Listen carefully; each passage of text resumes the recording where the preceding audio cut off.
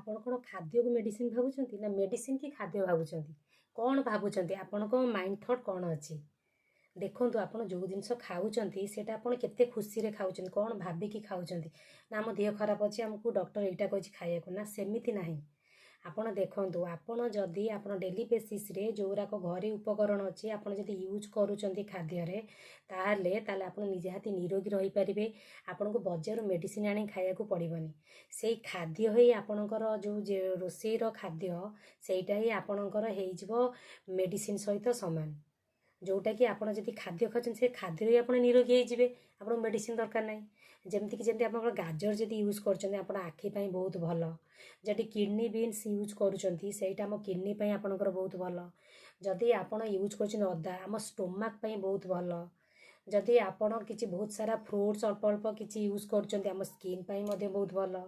ଯଦି ଆମର ଅଛି ଯେଉଁଟାକି ଆମର କୁହାଯାଏ କନ୍ଦମୂଳ, ଯେଉଁଟାକି ଆମର ସୁଇଟ୍ ପୋଟାଟୋ କୁହାଯାଏ, ସେଇଟା ଖାଉଛନ୍ତି ଆମ ପ୍ୟାନକ୍ରିଆସ୍ ବହୁତ ଭଲ ରହିବ, ସେଫ୍ଟି ରହିବ।